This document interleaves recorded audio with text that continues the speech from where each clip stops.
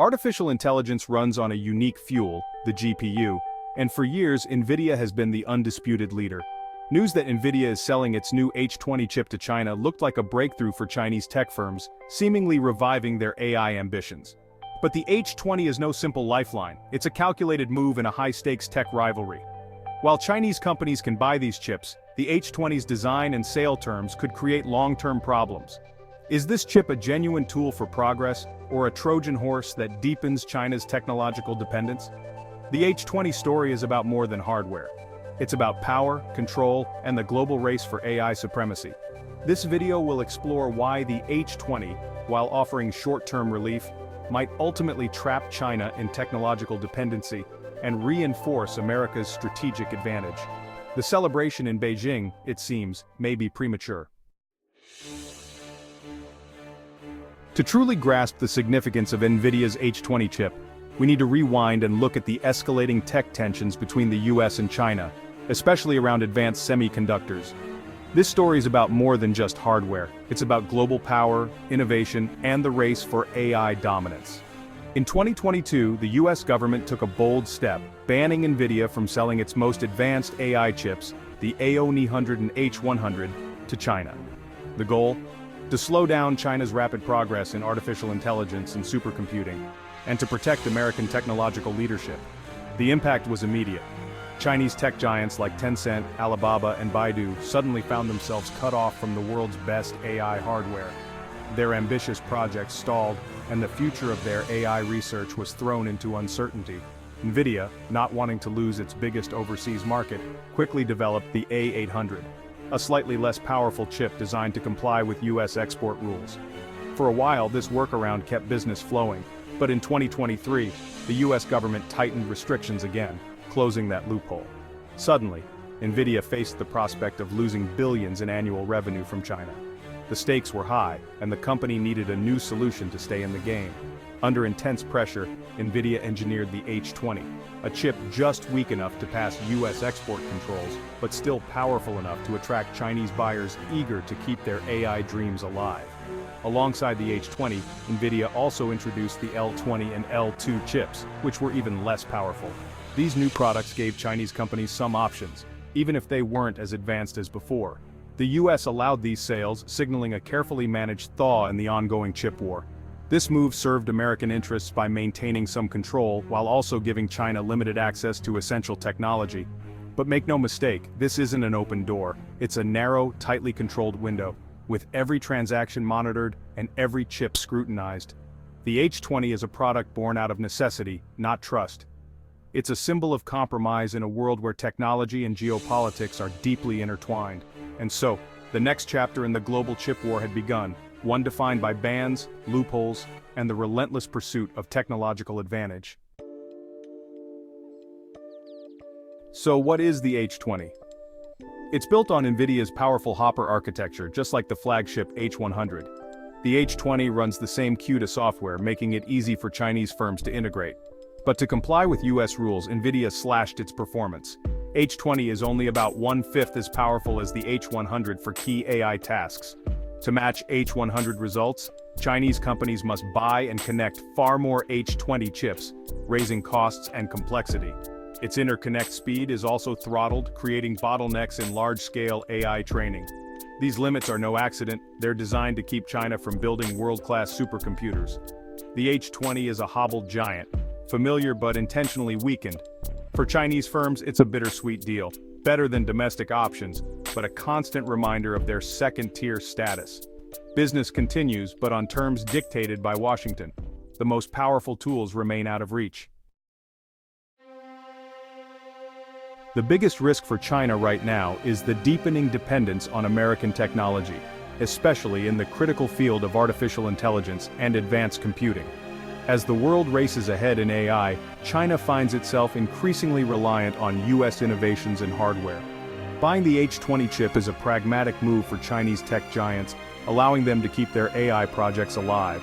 But with every purchase, they reinforce their reliance on Nvidia and its powerful software ecosystem CUDA, which is deeply embedded in the global AI industry. CUDA has become the industry standard, making it nearly impossible for Chinese chipmakers to compete unless they build an entire rival ecosystem from scratch, a monumental and time-consuming task. This technological lock-in means that even the most ambitious Chinese firms face huge barriers to breaking free. This lock-in gives the US enormous leverage over China's tech ambitions. Export rules could tighten at any moment, leaving Chinese firms stranded and scrambling for alternatives with little warning or recourse. The H20 chip acts as a release valve, easing the immediate pain of sanctions and allowing business to continue. But it also reduces the urgency for China to innovate at home, making self-reliance less of a necessity and more of a distant goal. When the ban was total, self-reliance was the only option. Now, with limited access to American tech, it's become just one path among many, one that's easy to postpone in favor of short-term convenience. The cycle of dependency deepens with every transaction, making China's dream of true technological sovereignty feel ever more distant and difficult to achieve. The H20 is a short-term fix, but it comes with long-term consequences. Each workaround delays the hard work of building a homegrown tech ecosystem, and the clock is ticking. China's future in AI and advanced computing remains closely tied to decisions made in Washington, far beyond its own borders or control. With each passing year, true independence seems to slip further away, leaving China's technological destiny in the hands of others. The H20 deal also undermines China's push for a self-reliant chip industry. US bans once gave Chinese chipmakers a captive market, spurring investment and innovation. But the arrival of the H20 changes everything. Despite improvements, domestic chips still lag behind Nvidia in performance and software. Faced with a choice, most Chinese firms pick the H20 for its reliability and CUDA compatibility. This sidelines local startups, starving them of revenue and real-world testing. Without major customers, Chinese chipmakers can't scale or close the technology gap.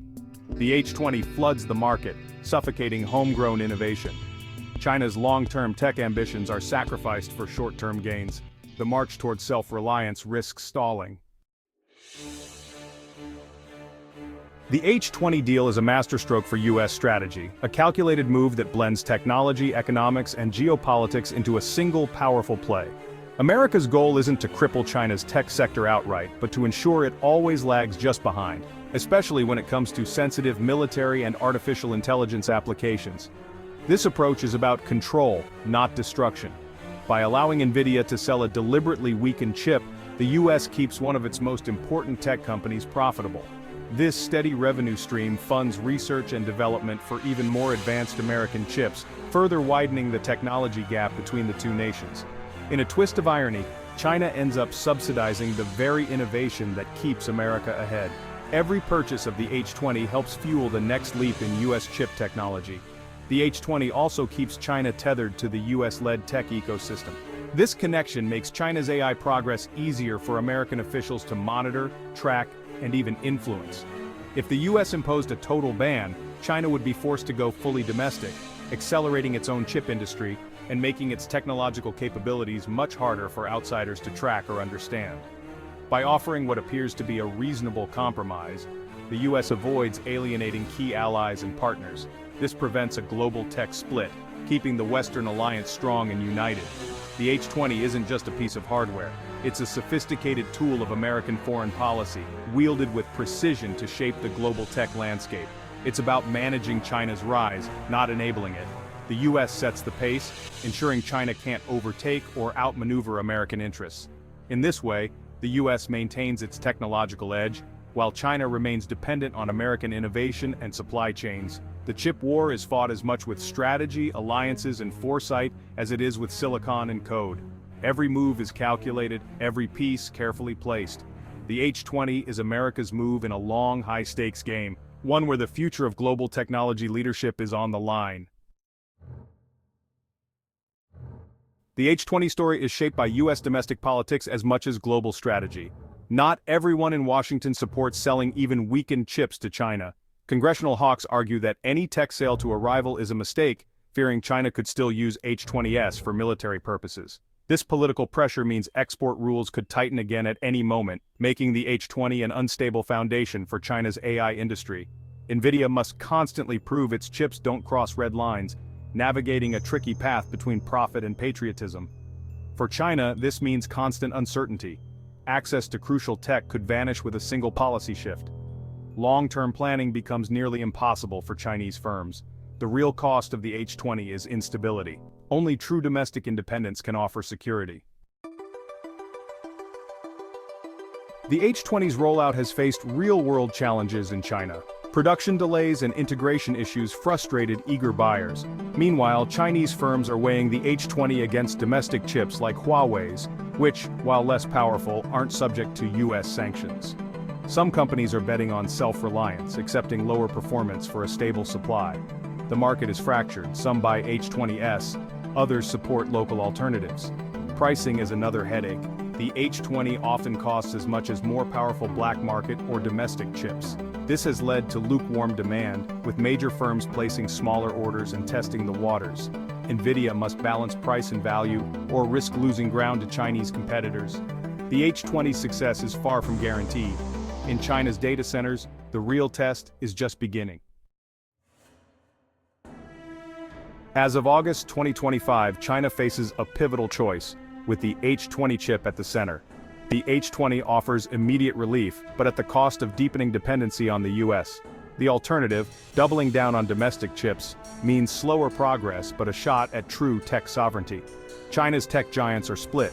Some buy H20s, others invest in homegrown solutions. The debate between pragmatism and nationalism will shape China's AI future.